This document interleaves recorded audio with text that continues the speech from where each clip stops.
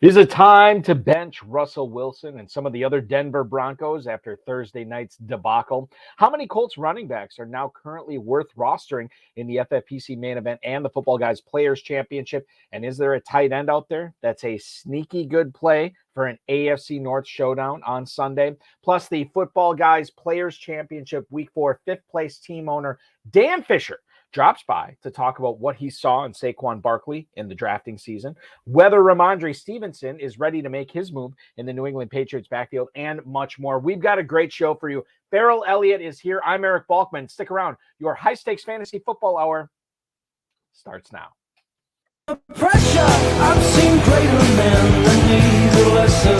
Broadcast live and heard around the world, you are now watching the most entertaining hour of radio on the planet. Welcome to the High Stakes Fantasy Football Hour presented by MyFFPC.com with your hosts Eric Balkman and Farrell Elliott. The High Stakes Fantasy Football Hour is your home for analysis from the best players in the world. And now, because no one else was available, here are Eric Balkman and Farrell Elliott. Solace in the scripture, are we not all our father's sons? I became a man, nobody ever told me what a man was. Thank you, Rob. Greetings and salutations to all the Balkaholics and Farelliacs tuning in this evening, downloading later, streaming it, however you're ingesting the content. We just really appreciate it. Welcome to the latest episode of the High Stakes Fantasy Football Hour presented by MyFFPC.com. I'm your slightly above average host, Eric Balkman. My co-host is the definitive commissioner of fantasy football, Farrell Elliott. Check out all his work at KFFSC.com. Coming up on tonight's show, we're going to discuss whether Rhys Hall is now a slam dunk start for you, whether DJ Moore should be on more benches than in starting lineups in Week 5, and Dan Fisher, the fifth place team owner in the Football Guys Players Championship, will hop aboard. He's going to talk about Devin Duvernay's Week 5 potential output, with no Rashad Bateman, as well as why he's carrying three really good quarterbacks on the fifth place squad in the Football Guys Players Championship, and a lot more. We'll get into all of that with Dan a little bit later on in the program, probably about 13 minutes roughly from now. If you want to connect with us on Twitter, please do so. The show is at HSFF Hour. I am at Eric Balkman. And of course, learn more about Farrell's Kentucky Fantasy Football State Championship at KFFSC.com. You can also follow it on Twitter at KFFSC Official. Email the show at highstakesfantasyfootball@gmail.com. Connect with us on Facebook at facebook.com/HSFF Hour. And if you have any questions for us or for Dan, now is the time to send them. We'll try to get to all the chat room questions, all the tweets, all the emails, and our fantasy feedback segment coming up later on in the show. That's coming about 42 minutes from now. Thanks to our best friend, our mutual friend and producer, Rob, and of course, my best friend, Bryce, and our audio engineer, who do a bang-up job each and every show that we put out. Fridays, 10/9 Central. Play the FFPC Weekly Challenge if you're looking for more action this week, in addition to all the season-long fantasy stuff you have going with the FFPC, Football Guys, and the Kentucky Fantasy Football State Championship. Remember, in the FFPC Weekly Challenge, there is no draft, there is no salary cap. If you want to play the slim version, you pick 10 players. If you want to play the classic version, you pick 12 players. By Sunday's kickoff, remember, only one player per team. You can enter for $35. You can enter for $200, 30-team format, 100-team format with classic and slim, like I said. And if you want to play in the $200 entry, 10-team winner-take-all, the winner will indeed get a free entry into the 2023 FFPC main event, where you can play for $1 million there as well. As a reminder, some of the other podcasts we put out this week, in case you missed the High Stakes Fantasy Football show on the Better Sports Network, you can always register for an account there and check out what you missed with myself and RotoViz's Sean Siegel. Tell you what's coming up next week at the end of the show. Great guest co-host we have next Wednesday at 10/9 Central. The RotoViz High Stakes Lowdown did a little pre-game edition last night with Austin Martin, a 44-time FFPC and Football Guys champ. You've seen him on these airwaves before. He was on the RotoViz High Stakes Lowdown. A lot of great stuff from him last night as it pertains to Week 5. So make sure you're going on the FFPC YouTube channel, which you're probably watching this on right now. And you can watch it there, or you can go to rotoviz.com/podcast. That should be up sometime tomorrow as well. Remember to like, subscribe, comment, share, and get notified of all the FFPC videos we're putting out. Remember, the more you do that, the better the content we can churn out, the better guests we have, the more content we can put out as well. Now, a guy that I should never have to tell you to like, because let's face it, everybody likes this guy already. He's my co-host tonight, Farrell Elliott, the Kentucky Fantasy Football State Championship Commissioner. Commish, welcome in, man, and welcome to October.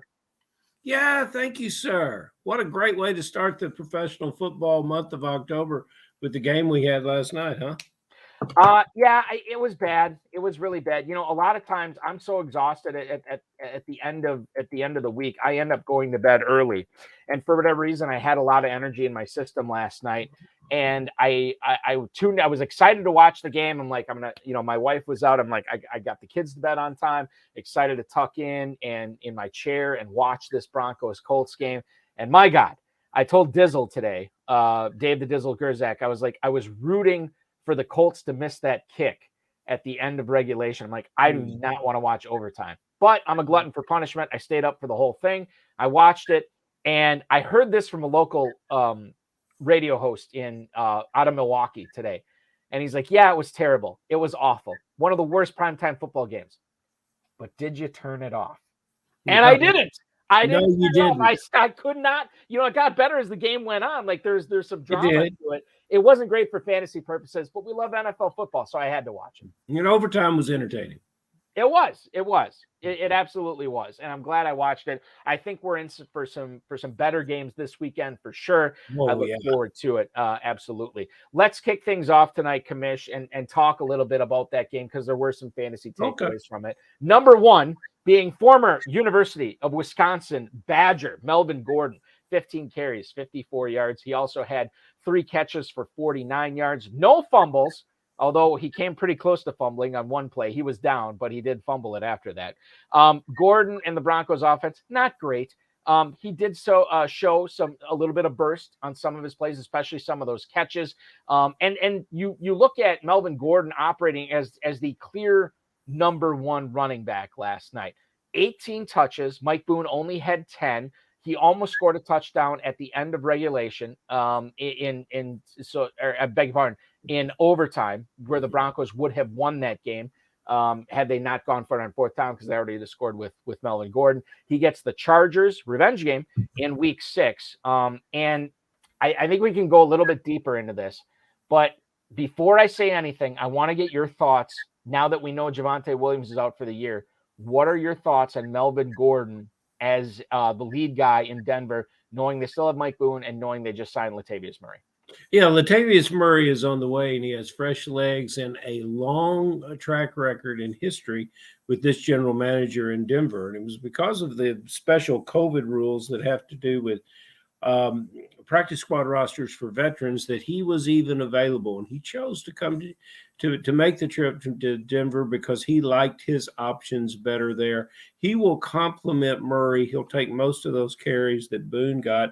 And although I've referred to Boone as largely a special teams player, Boone played very, very well when called upon last night. So in the next man up mentality of the Denver backfield does have support behind Gordon, but Gordon, I believe you can expect 15 to 20. And if the team can ever straighten it out and win and be ahead in one of these games, you're looking for even more as the Broncos would salt away a victory on the ground.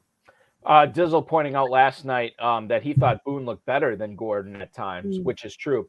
The thing I do want to bring up here, and this is stuff I've heard on podcasts, read on the interwebs, so obviously it's gospel. Mike Boone, the staff doesn't necessarily trust him as a 3rd down blocker. And if you remember back to week 4, Melvin Gordon fumbled after Javonte Williams went out, and he was benched after that. And Mike Boone came in and took a lot of the carries. Farrell, you do not have any concern, or at least very little concern, for Latavius Murray becoming the lead guy in that backfield over Melvin Gordon?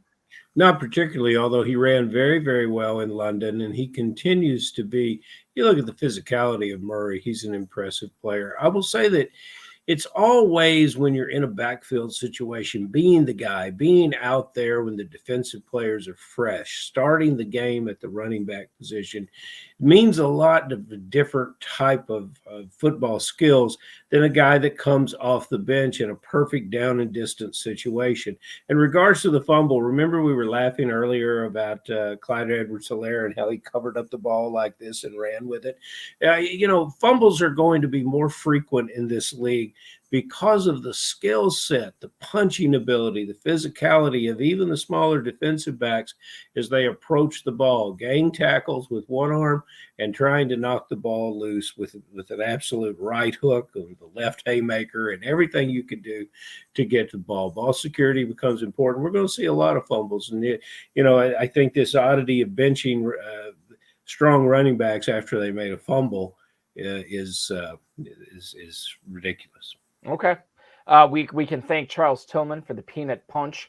One of the things that I was always drilled into my mind, even back in high school when I was playing in the mid 90s, was on defense. First guy hits, second guy strips every single time. And it's even more true in the NFL because the way the NFL is structured now, it is so slanted, though, as far as how it's called, the rules and everything, so slanted into the offense's favor, trying to put up points, that the best defenses aren't necessarily this, steel curtain, purple people eaters, anything like that anymore. It's the teams that are turning the ball over. And if you can turn the ball over, man, that it can be a field flipper and it could really help you out. And I think that's the way the defenses are coached. And I think you make a strong point that this anomaly is not analogous to Melvin Gordon, at least. This is something that can be, we can see this on several running backs and several ball carriers in the NFL. I want to get to a couple of questions from the chat room right away, and it pertains to our next point.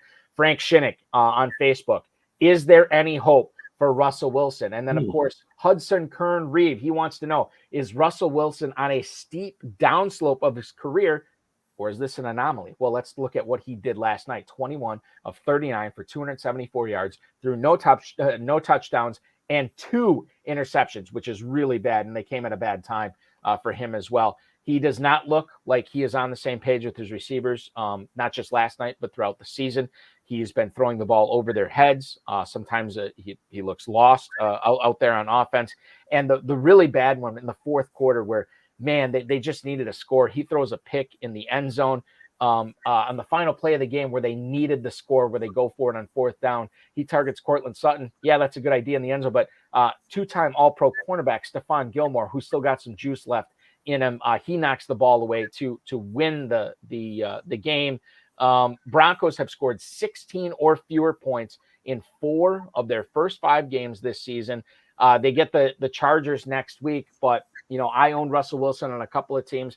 Farrell, I've picked up some. The pickings are slim at quarterback. I was talking about this with Austin Martin on the Road of His High Stakes Lowdown, which I encourage you to listen to or watch.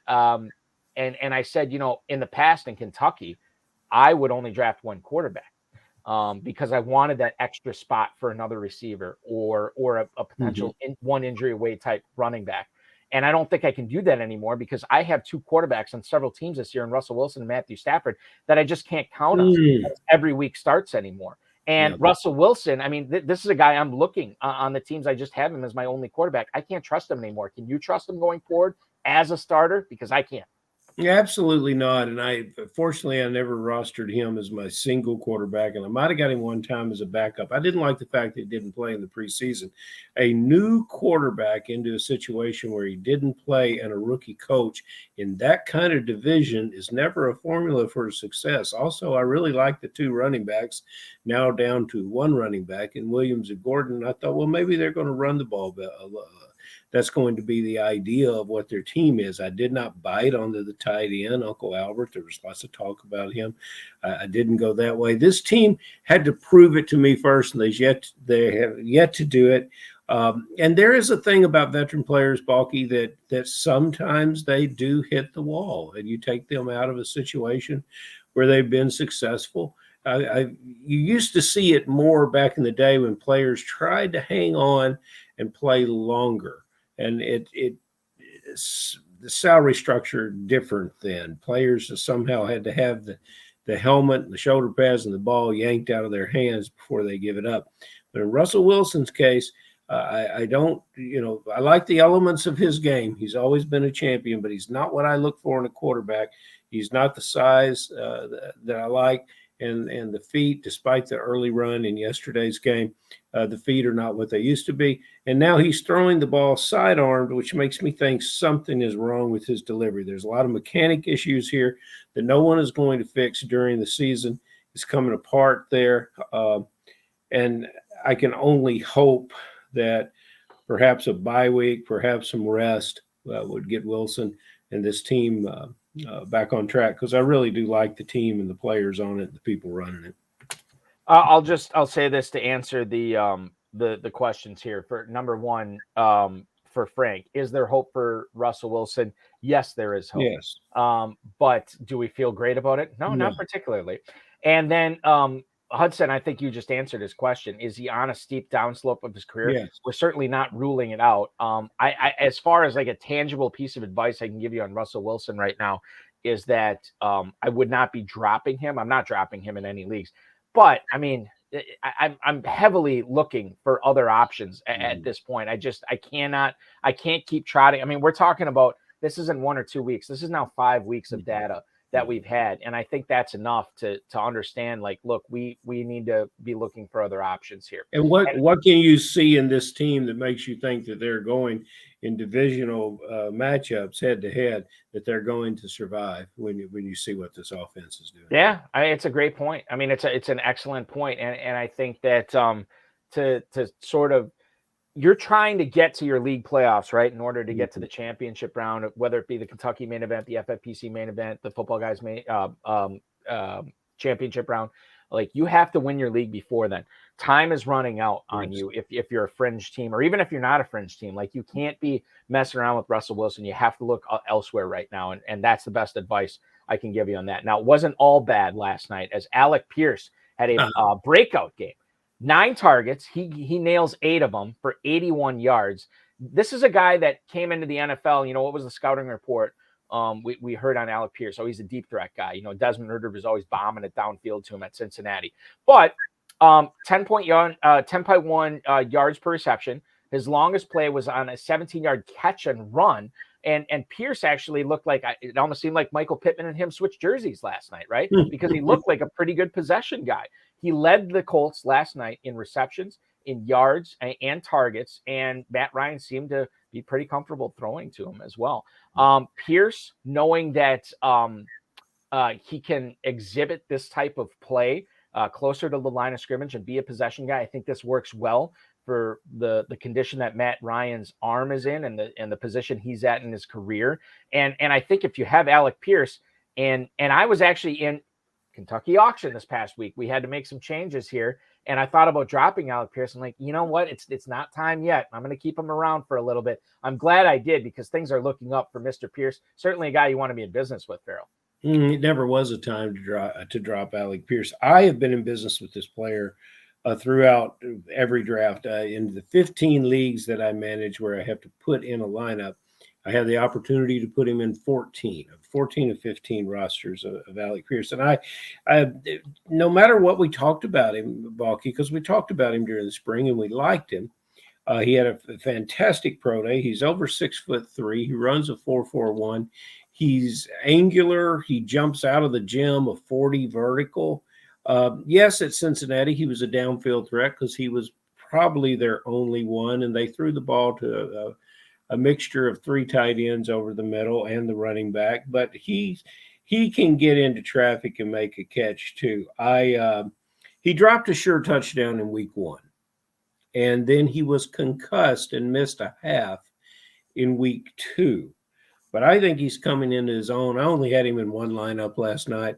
But this is the ideal player. If he happens for any reason to be available in free agency, you should go get him and put an aggressive bid on him when you can, because this is a player that when you get to bye weeks that you can count on. And the coach told us very, very early in training camp, the coach told us that this rookie is my number 1 or number 2 receiver. He'll be our number 2, the Indianapolis Colts. And I think the whole high-stakes community kind of slept on this player, because I would try to wait, and I'd see how much can I wait? Okay, I'm in the 14th round. I'm going to go ahead and take it. I think that Pierce is a guy that is going to be very popular on a lot of bye week teams. Oh, yeah. When they have the bye weeks, and I think that's a guy that normally, depending upon how you structured your team, you don't necessarily feel great about it. But he's the type of guy that when that rolls around, you're like, you know what, I feel pretty good about Alec Pierce. Not only as a guy that's just going to fill in, but maybe a decent top 30 option. And he's not going to hit that every week, but I think he showed a lot of skills that we're happy with this week. Now, let me tell you a story about Deon Jackson. Okay. I have a buddy who plays in the FFPC main event, and him and his co-owner have had horrible luck so far. They lost Javonte Williams. They lost Elijah Mitchell, and they don't have a reliable number 3 back, so they're trotting out some pretty bad dreck. They did pick up Deon Jackson, and my buddy said to me, he's like, well, you think we should play Deon Jackson on this Thursday night football game? And I said, well, look, man, he's the 3rd string running back. He's behind Nyheim Hines. He's behind Phillip Lindsay, who got recalled to the active squad from the practice squad. Jonathan Taylor has not looked good behind this offensive line all season. Hard to think that Deon Jackson, a guy who has not gotten one offensive touch so far this season, is going to look good. You got some other guys that, granted your options aren't great, but I said he's a muskie fisherman. I said, this is like fishing in a 2-mile lake with one muskie in it to try to hit on Deon Jackson. What did Jackson do last night? 13 carries, 62 yards. He catches 4 balls for 29 yards, and he looked pretty spry. I mean, he looked, to me, past the eye test over Phillip Lindsay, he looked like the better guy last night. First play of the game, 21 yards, gets a first down on a catch, 5.4 yards per touch against a pretty talented Denver defense. And he said to me after the game, he's like, my co-owner is just ripping me for not, because his co-owner's in Spain right now. So it was the middle of the night when it was game time. And he's like, I can't believe he didn't play Deon Jackson. I'm like, well, my God, that I couldn't find any tweets or any reports saying that Deon Jackson was going to be involved in the Indianapolis Colts game plan, because I don't think he was going to be. But then Hines goes down on the 3rd play from scrimmage. Everything changes after that. Now, Farrell, Jonathan Taylor gets the mini bye this week. You'd like to think he'd be ready for week 6. I think Frank Reich was pretty bullish on Taylor returning. I don't know what's going to happen with Nyheim Hines. Obviously, Phillip Lindsay's there. Is there any reason to be rostering Deon Jackson at this point, at least for one more week? Yes, I think so, because, and this is what drives you crazy about running backs. This is an undrafted free agent who's 6 foot tall, 220 pounds, and ran a 4.41 at his pro day. Well, you get the Duke discount. Do people think that's a basketball school or something? And he finally gets on the field and he gets to prove he belongs. And it's the kind of story that you don't really want the player to not get another opportunity. So yeah, Deon Jackson, in a game where they needed some spark, he brought that spark to it. And so yes, I think he continues to get carries. Is he going to be relevant in fantasy football? Highly unlikely. But you know what? The way he ran last night, he could break one. So maybe now there's 2 muskies in the lake. There could be. That's a good way of putting it. There could be 2 muskies in the lake. We'll see what happens on that, because I felt, and not only did I feel bad about, telling him not to start him when, they needed so much, so much help at running back, but, I felt bad for my own teams, not rostering that. I mean, I didn't pick this guy up anywhere, and obviously he's not eligible to be picked up until next week now. So that's something that I'll have to look at, and he's going to be a lot more expensive next week than he would have been this week. Moving on from this Thursday night game, I do want to talk about the Bears here real quick. David Montgomery, limited practice Thursday, limited practice today. It seems like he is going to be back this week. He did not practice on Wednesday, so you'd like to think that with the 2 limited practices, he'll be out there this coming week. Montgomery obviously hurt his ankle against Houston back in week 3, and now he's finally practicing again. My question for you is, there's some people that reap the benefits of Khalil Herbert, and Herbert obviously has done a significant amount of water carrying to earn more of a load in that backfield now. How do you think it's going to shake out for the Bears this week as far as the backfield goes? Because this is something people want to get right as far as nailing either Montgomery and both Montgomery and Herbert as either a start or a sit. They go up against the Minnesota Vikings in Minnesota this week. They're dogs, 7.5-point dogs, but the Vikings' rush defense hasn't been great so far this season. They have injuries as well. Now they're dealing with the after London game, which is never really good for the team. What do I think about Montgomery? I think since it's not bye weeks this week, that I want to see it. I want to see how this works. Herbert is a difficult player for a team that doesn't have a lot going right. He's a hard player to say, okay, you go sit down. Montgomery's back. Many coaches will say you don't lose your job because of injury, but Herbert stepped up, ran well, ran with authority. So it now becomes a shared backfield to me. And I'm not certain that Montgomery can be as productive as we would like him to be in a shared backfield. So I want to see this. I don't have a lot of shares of Montgomery, but where I do, he's going to be on my bench. And, let's see him come back, have a good game. Then we'll go from there with him. Would you consider Farrell and Hudson Reeve is asking this in the chat? I mean, that's your take on David Montgomery, but would you still be willing to flex out Khalil Herbert on any teams you might have him on? Yes, I think so. You like to put a wide receiver in that position, right. And there are some glorious matchups with quarterbacks who are coming into their own with wide receivers that maybe haven't played for you every week, and it would be perfect to play them this week. Maybe you even played Alec Pierce. So not ideally, but why not? You can't make an argument about playing Herbert after you just witnessed what he did. Right. It's a great point. And I think, you are rolling the dice to a certain point if you're playing either one of these guys. But yes. to agree with Farrell, I would have more confidence in Khalil Herbert as a flex this week over David Montgomery. All right.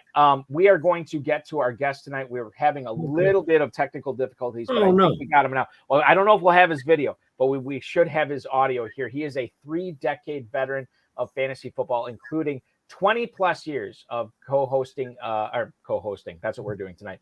His co-manager, Mark Dinnerman, is a guy that he has played with for more than 2 decades. Started playing at the high stakes level in the FFPC in 2012. Currently, he and Mark compete in the FFPC main event, the Footballguys Players Championship, the Super Racket, and the world famous FFPC Playoff Challenge, as well as numerous best ball tournaments and slim double ups. Right now, he sits in 5th place overall in the 2022 Footballguys Players Championship. Please welcome in Dan Fisher onto the High Stakes Fantasy Football Hour. Dan, I don't know if we can see you, but hopefully we can hear you. Thanks for coming on and doing the show this week. Do you have us? I see you guys. Can you see me? We can't see you, but we can hear you, which is the biggest part of the podcast tonight. So don't worry about that. We're just damn glad to have you. Now, the first thing I want to ask you tonight, now your team name or your username on FFPC, I believe, is 3 Wisemen. If you noticed anybody, or if anybody noticed the photo that we've been tweeting out today, you're wearing the 3 Wisemen fantasy football shirt, right? Now, we know it's you and Mark. Is there a 3rd Wiseman involved in this as well? There's a 3rd Wiseman. His name is Bob, and he plays in a couple of leagues also, in a bunch of different leagues outside of FFPC. Got it. Okay. All right. So there are 3 Wisemen that have contributed to all your success this season. Yeah. It's good to know. I didn't know if it was like a made up thing or not, like Swiss cheese, where you know what I mean? Like it makes no sense. All right. So let's get into it. When you are not going for $1 million in the FFPC main event, when you're not going for $500,000 in the Footballguys Players Championship, what are you doing for a living? I do a couple of different things. I have a company called Crypto on the Go, where we install crypto ATMs in different gas stations, convenience stores, vape shops. And then I also have a company, Randan Enterprises, myself and my wife, and we do henna tattoos and face painting at like large state fairs. Oh, that's fun. It's a lot of fun. That is really great. My kids would definitely be on board for that for sure. They love it. Oh, especially my daughter. The henna, the face painting. God, we ran into. I was picking up my son from a basketball practice a couple of weeks ago, and it was right at the end of like some sort of pancake breakfast, and they had face painters there that were already packing up, and my daughter begged my wife and me that well, you got to get these face painters just to paint a unicorn on my face, whatever you can do. And then we ended up, tipping generously to get her the unicorn on face. But I get it. That's awesome stuff. But Farrell wants to, as much as I love to talk about henna and face painting, Dan, Farrell does have a fantasy football question for you. Oh no, I want to talk about face painting. Well, we can do that too. Whatever you want. One of my favorite pop bands, Walk the Moon from Cincinnati, Ohio. They're just a 10-year anniversary, and it reminded me the fact that on their concert tour that they face painted, and so that was the last time I had them. Maybe you could go on tour with them, although that's probably not your lifestyle thing. What is your lifestyle is drafting fantasy football running backs, and man, you guys hit it big in the middle of the second round, because I was looking at one of your teams and Balky brought it to my attention. Chubb was available, Aaron Jones was available, the now injured Williams was available. But you, the three wise men, chose Saquon Barkley, and I am so proud of that decision. I think you have the number one running back in all of fantasy football here to date and going forward. What's he doing for your team, and how proud of you are you of that decision? Or did you just spin the bottle and choose one? Well, I thought Barkley was the only running back left who I felt had the bell cow role. I do feel he's the most talented of all the backs, as long as he stays healthy. I did have some concerns about the offense and the Giants and him getting injured, but I felt he had the highest ceiling if it goes well. And that's what it is sometimes, Balky, just having a clarity of thought, because that makes all the sense in the world. All these other guys are tied to other players in the backfield, and Barkley is not. You look at it and it just seems so obvious to a lot of us high stakes players, right? Because who did Barkley have? Matt Breida. He has nothing to do with that backfield right now. You look at the guys who went in the second round of Dan's draft after this. Aaron Jones, who has A.J. Dillon. Javonte Williams, who had Melvin Gordon. Nick Chubb, who had Kareem Hunt. Sometimes it's staring us in the face, and for you guys to get Barkley, obviously, Dan, you got to be thrilled with that. Now, keeping it on the running back tip, this is an interesting one, because Clyde Edwards-Helaire was obviously, he's been significantly playing into not only the rushing attack for Kansas City, but also the passing game. Caught that touchdown on that miracle pass from Patrick Mahomes last week. But Isaiah Pacheco looked pretty good as well. Now, you guys are in the fortunate position here that you have both of them on your team. However, a split backfield would not be great for Clyde Edwards-Helaire or, quite frankly, Isaiah Pacheco. How concerned are you with Edwards-Helaire going forward, that this is a guy you could lock in here as your number two running back or even a top flex? But now is Pacheco eating into this, or is this just a one-off? I'm a little concerned. I can't see a split really anytime soon. So far, CH has 54 touches to Pacheco's 28. So it's about a 65-35 split, and Pacheco hasn't caught a pass yet. So to me, if CH can get the goal line touchdowns and get most of the receptions, I think he's still definitely a flex and probably running back too for us. All right, I'm going to stay with these running backs, and I really love your answer there. Pacheco, I took him in Dynasty in the 7th round of a draft, and I'm just proud as I can be. I would be happy with that for sure. I had to tell you guys that, and I've benefited this year from playing, and with your three wise man, counting Bob, you guys are obviously benefiting from shared knowledge. And I have a player here in the KFFSC that finished runner-up one year and is an excellent player. He got a bid to the FFPC, went out there and won a division, and that's Trevor Holt. Unassuming, but just a great football mind. And, we were in a draft, and I didn't have him necessarily in my queue as the next 3 or 4 players. But when it came to Ramondre Stevenson, that's who he wanted. And I didn't really get him anywhere, but I got him with the team I'm doing with Trevor. And I think he's taking over that New England backfield. And I'm a fan of Damien Harris. And the numbers that both of them are putting up right now are very good. Even with the quarterback changes, what do you expect this weekend? And going forward, is one of these guys going to move in front of each other, or is it going to be the hot hand from week to week? I see it being more of a hot hand. This weekend, I actually like both of them a lot. Playing Detroit, I see them both being running back twos. I think Harris has a chance of being a one this week. I do have some concern. I actually tried getting Stevenson in a lot of leagues, but he was being drafted so early I found myself having Harris fall to me in the late 8th, Yeah. beginning of the 9th round. So I didn't really love him, but I was kind of stuck with him in that spot.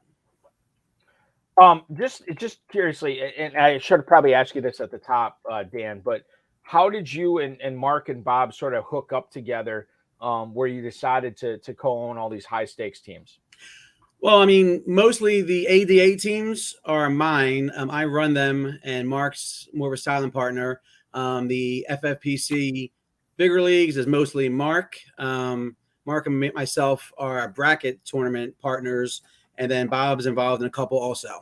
And then I do have a team, Mouse Meds, that has my buddy Chris as a partner with me. So were these guys? Did you kind of just I know you've been playing fantasy football for like 30 years. Were these guys that you were competing against when you started playing fantasy football that went from enemies to frenemies, where you guys are hooking up on these high stakes teams? We still compete against each other. We're in some high stakes leagues against each other, but we started off playing against each other, and now we're like on the same team in a lot of them. So it goes both ways. We're talking with Dan Fisher, 5th place team co-owner in the Footballguys Players Championship, heading into week 5 here, ladies and gentlemen. We're talking about a lot of running backs. I want to stay on that tip right now. So the first thing, or the next thing I want to bring up is the Washington Commanders situation in their backfield, because this is a weird one. Brian Robinson looked like he was going to be the guy. Then he actually gets shot, and we're not sure if he's going to play at all this season. And Antonio Gibson, who had been fading from our memory, all of a sudden gets a big bump at Las Vegas for the FFPC main event draft time. And now it looks like he is fading. Even without Brian Robinson, his snap share is going down.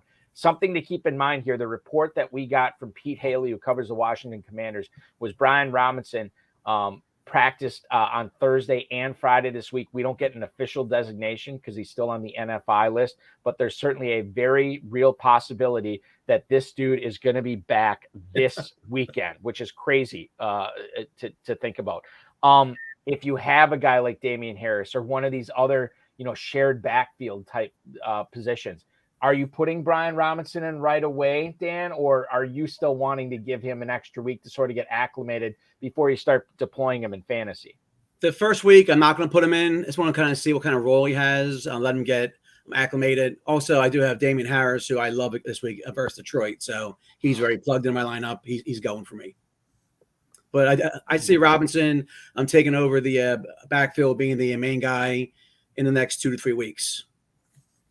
All right, you running back whispers. Let's change the direction here. And Balky and I have been Devin Duvernay guys this spring. We think he gets more, or since spring. We think he gets more out of limited opportunities than many players do in the NFL. And I'm wondering if those opportunities are going to increase, and I'm looking where I can get him in my lineup. He's rostered on some of the teams that have some issues at the position, so it may not be too difficult to do. And then I have another question. I see where perhaps you have him playing in front of Dalton Schultz. And we all got a goose egg as Dalton Schultz returned to action last week. You can't expect that to happen, and you can't especially expect it to happen against the Los Angeles Rams, which are going to have a terrific pass rush against Dallas this weekend, and the necessity to unload the ball to the tight end. Duvernay is an interesting player in this offense in a game that could be a shootout, as the Dizzle likes to say. He calls it a shootout. And, they know what they're doing at Baltimore when it comes to dealing with receivers. The tip of the cap to the Dizzle, one of his all-time favorites, Andy Isabella, has found a new home, gentlemen. He's on this roster, and I think he'll play and contribute before the year is over. But I'll try to. So it's a lot of questions in there. Number 6, a lot of questions in there, and without Bateman in the roster, as Hudson Kern-Reeve reminds us, so without Bateman there, somebody's got to catch the ball in a shootout. What are we going to do? Duvernay, Schultz. Can't you get both those guys in your lineup? This one stings a little bit. Last week, I had Dotson in over Schultz until the last minute, and then when Schultz was active, I switched him out. Also, Mark told me to take out the Eagles defense and start the Packers against Hoyer. Oh, my word. In doing those two things, it cost us 21.3 points, which would have put us in first place now, not fifth. So you're down to two wise men now. You're down to, you got new T-shirts coming. Two wise man and Mark. I did swear, though, to never play Schultz if Dak's not in there.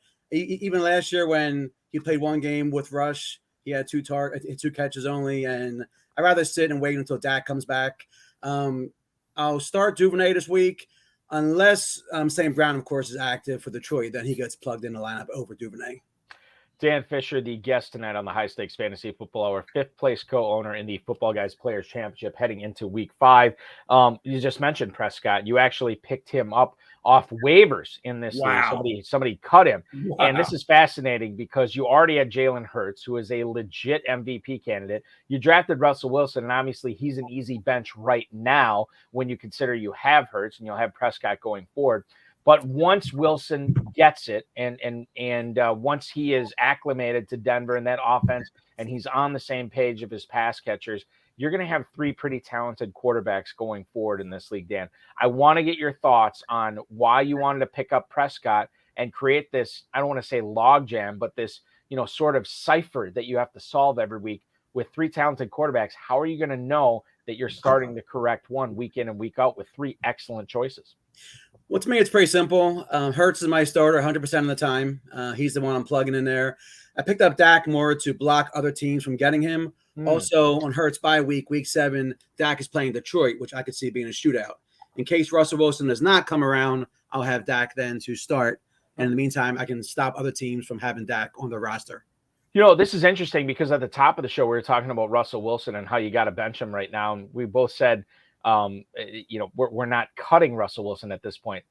But you might be in the position where you could cut Russell Wilson loose with Hurts and Prescott. Is there any thought that you guys have had on doing that if push comes to shove once the bye week gauntlet begins?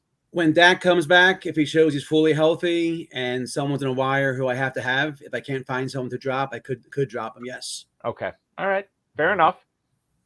I can't imagine Russell starting for me this year, except for week 7. And again, Dak playing Detroit, I'd probably go with Dak over Wilson.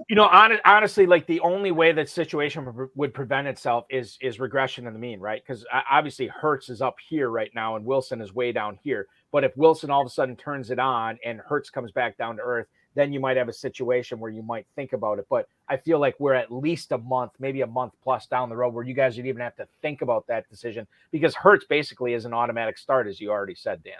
Exactly. And I think that was accented, Balky, by your visual cues there. I thought that was very good. Right? Yeah. With what you were doing. Did I get the distance right? I think you did. Speaking of quarterbacks, I must confess, and I remain somewhat high on him, that especially my best ball teams, it was a thrill to start the year seeing Carson Wentz log in 30-point games. And now, again, well, we'll quit that. But the beneficiary of this has been the rookie wide receiver, Jahan Dotson. Now, if we were drafting in the spring, Dotson was if it was the Kentucky Derby, he would have been the first one out of the gate. He was by far the number one rookie wide receiver. And then he began to seed traffic to some of these other guys. Tell me a little bit about your history with this player, what you liked about him, and did you target him or was it convenient to get him on your team where you drafted him? So is this a guy that you started the draft saying my 14th round Alec Pierce, there's a guy that I really wanted? Did you really want Dodson, or did you just happen by circumstance to end up with what I think is a receiver that's going to get better as this year moves along? I was targeting Dotson all along. I watched him play at Penn State. I was very impressed. And then with a lot of hype in the training camp, I personally think he's more talented than McLaurin. I'm not saying this year, but very soon he'll be number one receiver. I try getting him as much as I could. I think he's going to be incredible. Now, Dan, just so I'm aware, are you a Penn State guy? I know you're a Pennsylvania guy. Are you? I went to Penn State and Temple. Oh, okay. All right. So how would you compare Jahan Dotson to some of the other great Penn State receivers we've seen come out of there within the last 5, 6, you think about guys like Godwin or Allen Robinson, those types of players. Not a Robinson fan. Dotson, I mean, let's see how it works in the NFL. I mean, I see him being a wide receiver 1 for many years to come. I'm not going to put him in the same class as Godwin yet. I think he has a chance of getting there. Well, the great thing about it is when you start to compare these players to the rookie class, I think it was one of the greatest years of wide receivers that we've seen in a long, long time. And these guys are going to be with us for a lot of years.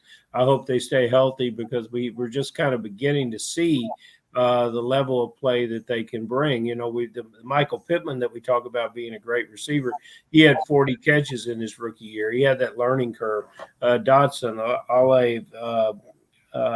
Balky, who else knows the rookie group up at New York, even with the quarterback issues, Garrett Wilson. There's just good players at rookie wide receivers all through the league. Yeah, I mean, Drake London is another guy too. Oh yeah, there we go. And maybe we'll see a breakout with him. Obviously, with no Kyle Pitts this week too. I guess we've already seen a breakout with Drake London. Yeah. I think we haven't mentioned him because he wasn't a first-round pick, but Romeo Doubs is obviously showing out in Green Bay. We'll see what happens. We'll see what happens with Christian Watson once he gets a little bit more acclimated. It's weird to think, we're as fantasy guys, we're not all that enamored with Christian Watson right now. But when you look at him from a football standpoint, this is a dude who we knew going into, even before the Packers took him, we knew that this guy was raw.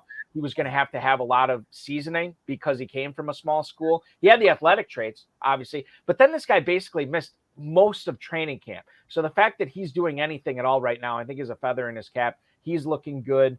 Farrell's right. There's a lot of rookie receivers here that we're very excited about for fantasy football going forward. A couple of emails, Dan, that I want to get to that came in for you this week. Mark in Burbank, California leads it off.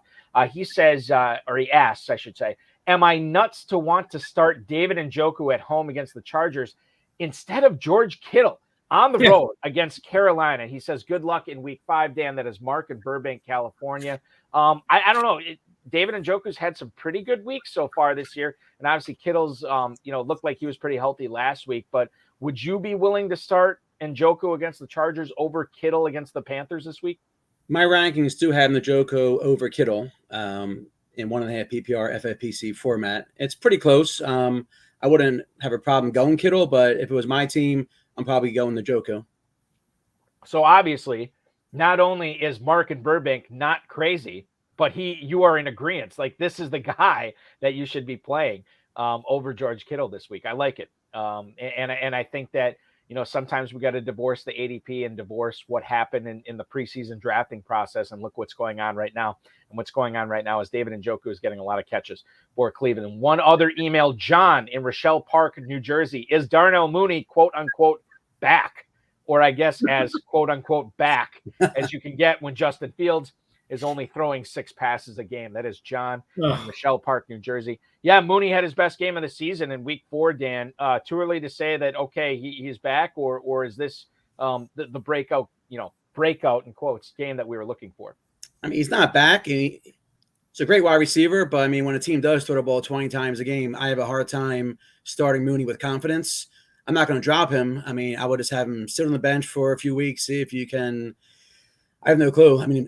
Bears have to change their offensive scheme. When you pass the ball 16, 20 times a game, I can't imagine more than 5, 6 targets going to Mooney, and that's not enough.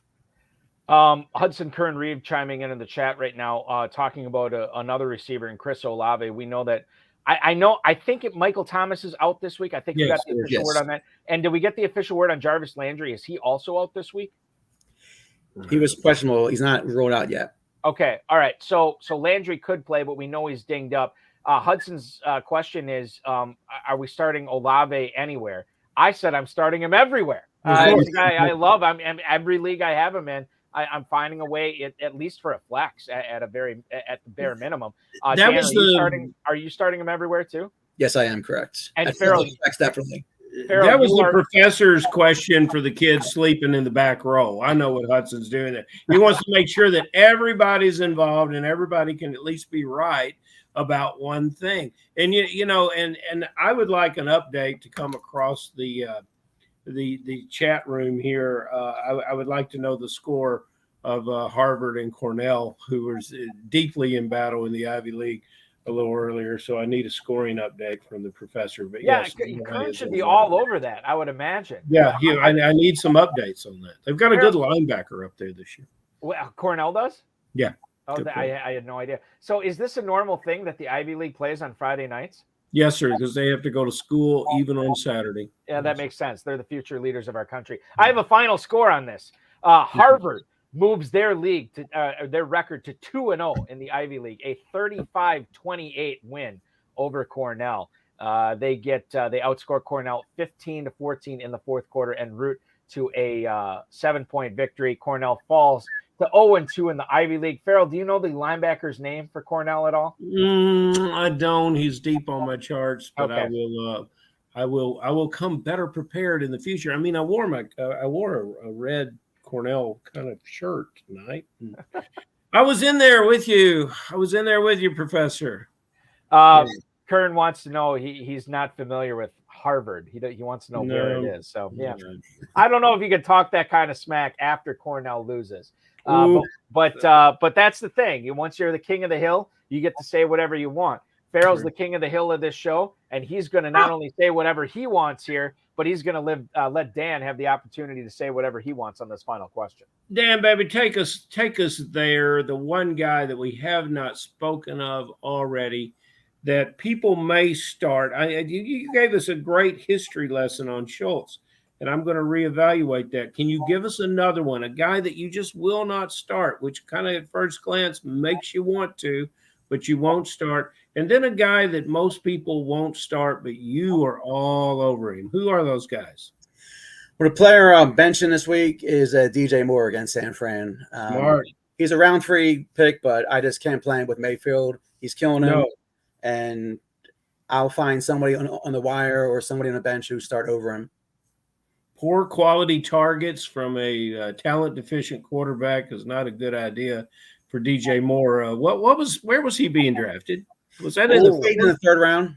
Oh my word! Good Lord of mercy. Okay, and who do you just surprise us with, a guy that you just got to start that maybe we should too? I mean, a lot of my daily fantasy leagues, I'm plugging in Mostert this week against the Jets. There you go. Yes, I could see him being an RB2 this week.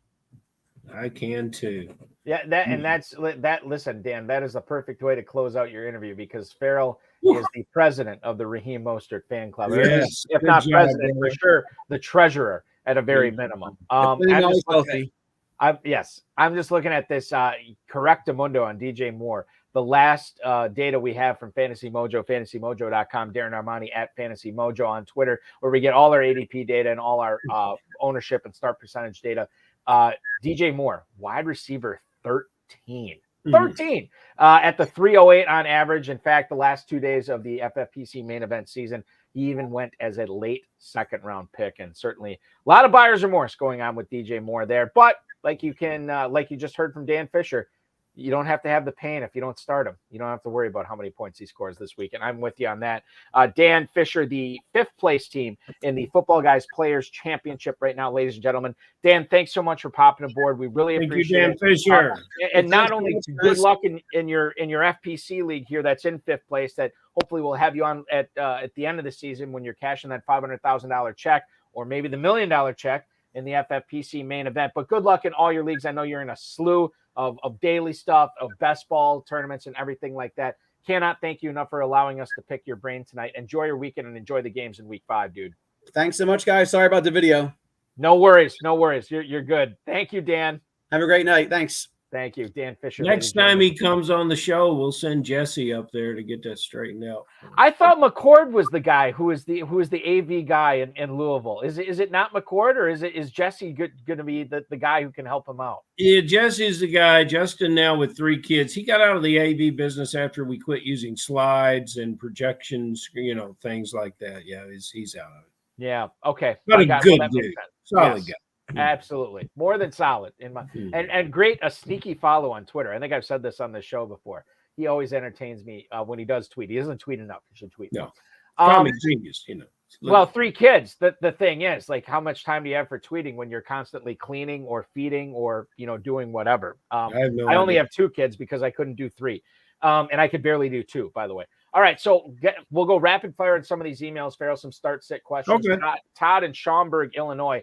What's up, guys? Looking for a second flex in my Football Guys lineup this week. Hayden Hurst under the Sunday night lights at Baltimore, or Logan Thomas hosting the Titans. Thank you. That is Todd in Schaumburg, Illinois. Certainly not guys I would want to start as my tight end, but I think tight end, or beg your pardon, flex appeal for both of these guys in tight end premium formats. Who do you like better this week, Hurst or Thomas, Farrell? This is a deep question here. I think Hayden Hurst has had incidental success in this offense, and now they play Baltimore, who is dead last in pass defense, and there's too many players, too many wide receivers on this team that know how to get open. This quarterback won't have to go through the progressions to get to Hurst, nor will he have to dump it off.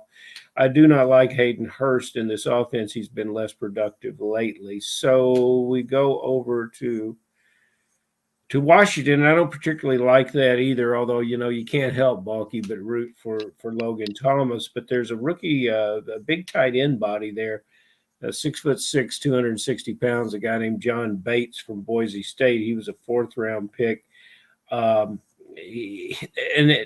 So I think he's going to split some time with Thomas. And you're tempted against this Tennessee team that Washington plays. Colt tight ends caught 11 balls last week against them. So you would be tempted to give Logan Thomas a shot there, but I might look on the waiver wire and try to see if I can quell some sort of wide receiver to put in that flex spot, or re-examine my own roster to make sure that I'm not overlooking someone's better opportunity. If it comes down to these 2 guys, I think they're going in opposite directions. Hurst started off the season. He had 15 targets in his first 2 games, caught 10 of them. But since then, he's only seen the ball 6 times, and he's only snared 4 of those catches. But Logan Thomas actually had his best output of the season this past week. 6 targets. He catches 5 balls on there. So I think, I'm with Farrell on this. Neither one of these guys is great, but it's the best bad option you have is probably going to be Logan Thomas. I'm going to roll with the momentum here and go with Logan Thomas. Hey, Balky and Farrell, Matthew Stafford stunk for me last week, so I'm thinking about benching him at home against Micah Parsons and that Cowboys defense in favor of Trevor Lawrence getting a tasty matchup against the Titans in Florida. Is that the right play? Corey in St. Paul? It is the right play. I would bench Matthew Stafford in favor of Trevor Lawrence against the Texans this week, for sure.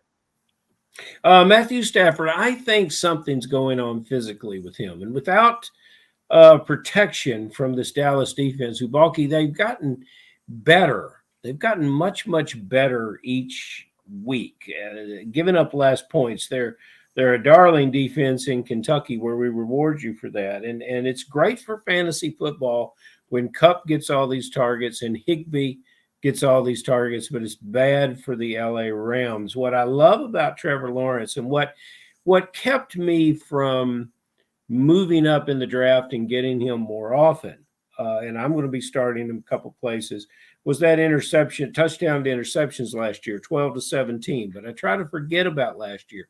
You look at that stat this year, I think it's 9 touchdowns to 2 interceptions. He's got better receivers. He's following up against it's Houston this weekend, right, Balky?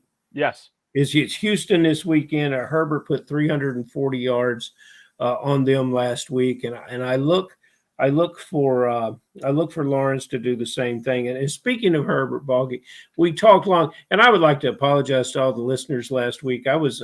I hadn't eaten. I re-listened to the show. It was like a 45 record that was playing on 33, Balky. I couldn't get the words out, so I'm trying to go a little faster tonight. But Jamare Sawyer, we talked about the offensive lineman and what he had to do and how it might not work.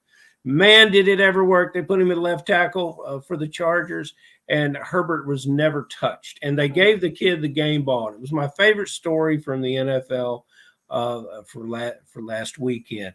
And, the same thing could be happening on some of these other teams. It's terrible to look at some of these players getting carted off the field, but that gives young players the opportunity to rise up and fulfill what a lot of us think that they can do. And Sawyer certainly did it. Look for better things from what's going to happen with the Chargers moving forward, but definitely look for Trevor Lawrence to put up a game this weekend that is very similar to what Herbert did to the Texans last. You know, we talked about Russell Wilson at the top of the show. You reminded me of the offensive line. They're already down their right tackle in Billy Turner, and now Garrett Bowles broke his leg out for the season. So Denver's out there. They're starting 2 tackles right now. Things are not going good. That's another reason to get Russell Wilson on your bench this week. This is Joe in Wallingford, Connecticut. Does A.J. Dillon enjoy a breakout game this weekend in London against the Giants? I feel like I should be deploying Rhys Hall at home against the Dolphins instead. Any advice is appreciated. Joe in Wallingford, Connecticut. I'll say this about A.J. Dillon. We have not seen, or at least I haven't seen, the A.J. Dillon I expected to see early on in the season. I think he's been okay. I don't think he's been very particularly good in any aspect of the game, but he's not killing you. Rhys Hall, on the other hand, this is a guy who really, the last couple of weeks now, we've seen him get more targets, run more routes, catch more passes, get more touches than Michael Carter. I think it's all happening for him in New York right now, and I'm going to trust him over A.J. Dillon. Even though the game script in London should suit A.J. Dillon this week, I'm still going to roll with Rhys Hall over A.J. Dillon, Commish. Well, Balky, you're just out of your mind. You've got to get A.J. Dillon in your lineup. 17 carries last week. He is on pace, Balky. 180-something carries last year. He's on pace to carry the ball 240 times this year. I don't need those pass-catching backs that Hall will get on the checkdowns from Zach Wilson when I've got a running back that's going to carry the ball this many times. And the Packers are going to get in a situation where they're going to put the New York Giants away in this game in London, and it's ball possession, and you know how they want to win this game. So I'm an A.J. Dillon guy here. Rhys Hall, yes. But who's coming to town? The Miami Dolphins, which have not a suffocating defense like the 49ers, but a very, very aggressive defense. And the Dolphins are coming in. They're a much better team than the Jets, but they're also rallying around their quarterback. I got to tell you, Lamar Jackson is admired in this city as one of the greatest players that have ever come through here. Brian Braun previously was the most respected local guy that ever played quarterback here.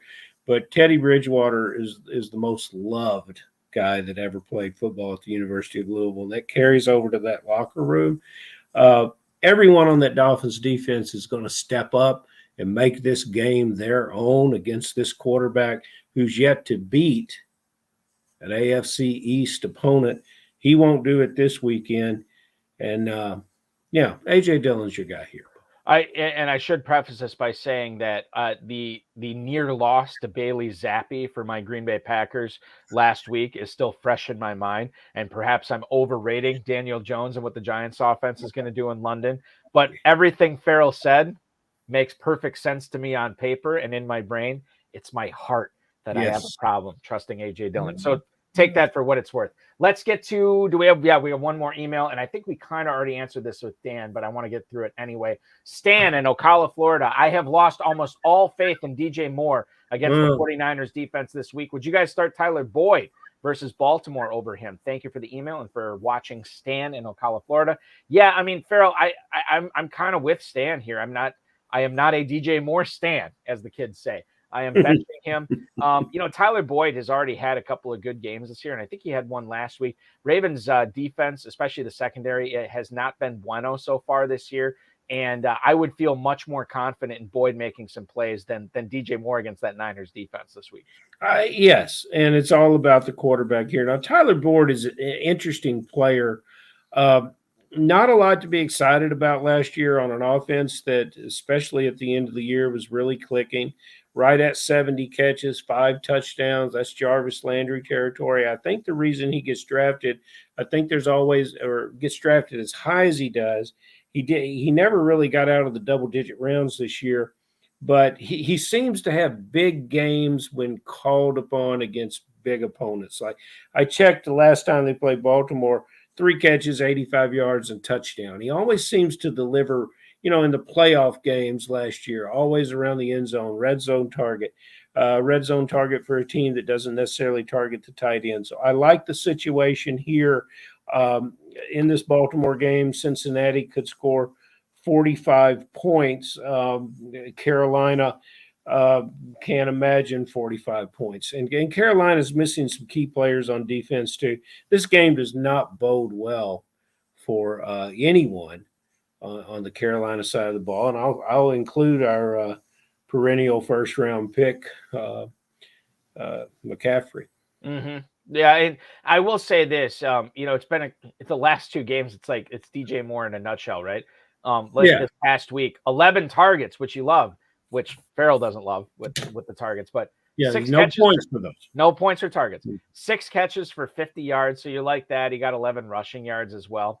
So, and this is the state of fantasy football that we're in, where we're excited for, a 12-point effort from DJ Moore. The previous week, 6 targets, 1 catch for 2 yards against the New Orleans Saints. And I don't think it's particularly great against San Francisco this week. So if you have to make that choice, DJ Moore versus Tyler Boyd, I think it's Tyler Boyd. And I think we've already gone over time. Can I register a complaint? Yes, please. Obviously, the RotoViz got the Chiefs Raiders questions. Yeah. If all the listeners want to understand what's going to happen in the most exciting game of the weekend, you should listen to RotoViz with all Austin Martin. Yep. Yeah, and I'm going to try to figure out what they said about it. Well, Farrell, speak your piece. Josh Jacobs rushes for 300 yards, and we don't even bring it up. That's all I'm saying. Yeah, he was awesome. I mean, fantastic. I mean, I loved. I had him in all my lineups last week, and you know what's compelling? So number one, before we talk Raiders Chiefs here, Hudson Kern-Reed wants to know who wins between his Dallas Cowboys and the Rams this week. Rams are giving away 5.5 points at home. I think if it's straight up, I think the Rams get it done, but I think it's the total's only 42.5. This could be a good old fashioned slobber knocker, Farrell. Yeah. Put your boots and hats on up there in New York, Hudson, and be proud of your Cowboys. You're going to get a win. There you go. Cowboys over the Rams, says Farrell Elliott. Sunday night though, Raiders Chiefs from Arrowhead. This is compelling because the total on this is 51.5 and your Raiders are 7-point dogs. So this at a minimum, Farrell, this should be loads more entertaining than the Thursday night game we saw between the Colts and the Broncos. Yeah, let's don't set them up for failure. But, the two positions that I'm looking at, on one for each team, is the quarterback with the Raiders. He needs a type of game that he stays on pace with Mahomes. And then there is on the Chiefs side, I think he's just about ready to get it. But we're talking about Mr. Juju Smith-Schuster. I think we need to fall in the rhythm that will carry him through the rest of the year. But I see the Chiefs winning this game probably by about 10 points. But it's likely to be that they're going to have to keep answering the bell offensively. That total looks a little low to me. Really? But perhaps they think that the Raiders will not convert in the red zone. I think that will be corrected. And I know that Mooney outscored Mac Hollins last week, but that was an anomaly because Hollins had his shoe out of bounds when he caught his touchdown pass. Yeah. And Mooney was 30 yards from the end zone when he caught all his passes. So I think Hollins is another good start if you're looking for that flex position. So Renfro should be back this week. Are you starting him in your lineups? If he's back, yes. Okay. All right. Fair enough. And listen, we start Farrell Elliott on this show each and every week because, quite frankly, he's always a much better option than Mac Hollins, at least hosting a fantasy football podcast. I don't know. Mac's pretty entertaining guy. Well, we'll have to get him on the show sometime. We'll have the fans vote on it. Farrell, you do a great job commissioning the Kentucky Fantasy Football State Championship at KFFSC.com, at KFFSC official on Twitter. Let's do this again, 10-9 Central next week, dude. Appreciate it. Very good. Thank you, my friend. Farrell Elliott, ladies and gentlemen, the definitive commissioner of fantasy football. I want to thank him. I want to thank Dan Fisher, the FFPC, Rob Bryce, and of course, each and every one of you for listening, viewing, streaming, downloading, however you're getting this content. We just really appreciate that you're ingesting it. We're back next Friday, as I just said. 10-9 Central will be with the Footballguys Players Championship second place team owner, Steve Tansoni, beg your pardon, will join us on the program next week. Very excited for that. Reminder, if you missed the RotoViz High Stakes Lowdown yesterday with Austin Martin, you could get that rotoviz.com/podcast or on the FFPC YouTube channel. That's youtube.com/FFPC Fantasy. The next High Stakes Lowdown, we're going to try to get into the same routine every week. We want to go 10-9 Central on Tuesday every night. So think about it this way. You have your Sunday football, your Monday night football. Tuesday, you get your High Stakes Lowdown. Wednesday, you get your Better Sports Network fantasy football, High Stakes Fantasy Football show on the Better Sports Network. You'll get that at 10-9 Central on Wednesdays, football on Thursdays, and then, of course, your High Stakes Fantasy Football Hour on Fridays, and then college football on Saturdays. It is football every day of the week. And on Tuesday at 10-9 Central, we'll have four-time FFPC main event league champ Christian Barney Newkirk will hop aboard with me.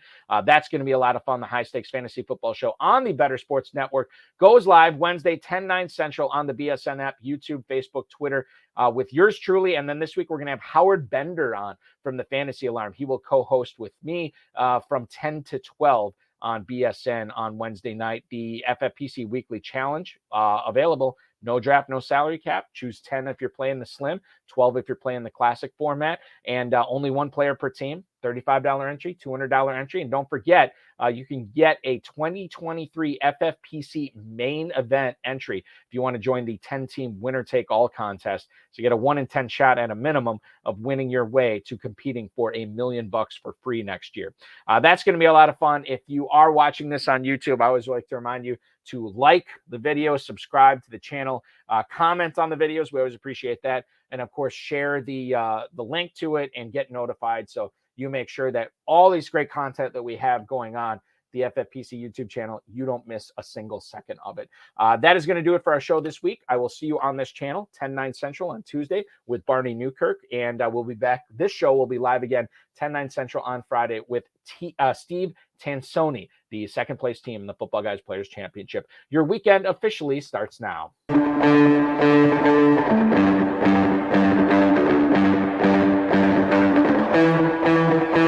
This has been another episode of the High Stakes Fantasy Football Hour presented by MyFFPC.com. It was broadcast live and was watched around the world. Balky and Farrell will be back next week with more analysis, more interviews, and more advice from guests much smarter than they are. Thanks for watching, and we'll talk with you again next week.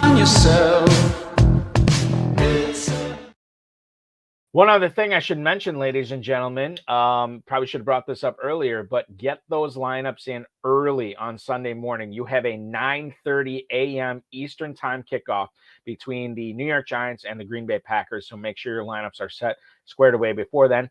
And if you happen to host a Northeast Wisconsin terrestrial radio show that is doing a live remote in celebration for the Packers game, you probably want to set those on Saturday night rather than having to worry about it Sunday morning.